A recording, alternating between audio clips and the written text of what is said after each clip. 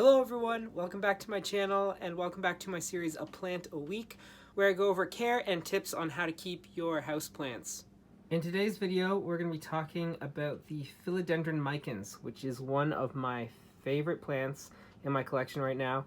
I just really like where I have it and how it hangs and stuff. I think that's why it's one of my favorites right now.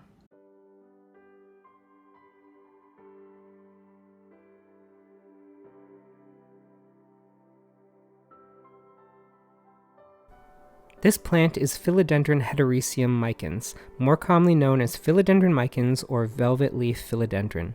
This is one of my favorite vining philodendrons. This plant has dark green leaves that have a velvety texture that really stand out among plants. I've found them to be kind of rare. For years I couldn't find them anywhere, but managed to get some cuttings in a trade. And then just a few months ago, one of my local nurseries, Vandermeer, which is in Ajax, and you should definitely check it out if you're in the Durham region area of Ontario, they got a shipment of them in, and I grabbed a couple to shove together with my cuttings to create a slightly bushier plant. And I just love it so much. It's one of my favorite plants. Micans tend to favor bright, indirect light. They don't like direct sun at all and are super prone to leaf burn, so make sure to keep them back from any windows that receive harsh, bright sunlight.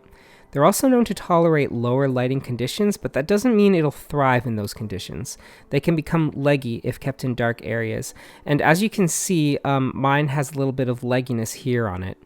Of all my plants, this one is probably in the darkest location and could really use a change in its location. Micans prefer a fast-draining soil, but are also a bit fussy about the medium they're planted in. They like a good quality potting soil with a lot of nutrients in it. I have mine potted in a mix of potting soil, orchid bark, perlite, and sphagnum moss, something that'll drain rather quickly. However, because I have mine in a darker location, I've noticed it tends to hold water longer than some of my other plants. I definitely need to change up its location. Like most tropicals, you don't want to leave your micans sitting in water. Make sure that the soil is dry before you give it another drink. And after watering, be sure to empty its cache pot of any leftover water.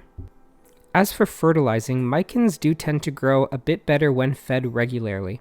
Throughout the growing season, I feed it a good quality fertilizer, a rounded 20-20-20 or something full of organic compounds like fish emulsion or phytoplankton. It even likes to be fed periodically in the colder months, although not as often. I'd say maybe twice throughout the winter months. Propagating these types of vining plants is super easy. Similar to pothos, you can snip your micans above a leaf and root the node in water or soil or moist sphagnum moss. While I've found the micans don't root as quickly as pothos, they are much faster rooters than some other tropical plants. I plan on cutting mine soon and taking some more plants. I just really want this micans to be huge and bushy. All philodendrons are toxic to pets. Although it may not kill your pets, ingesting micans can lead to an irritated stomach, causing excess drooling, vomiting, and stomach pain. If symptoms last longer than a day and become more severe, it's probably best to take it to a vet.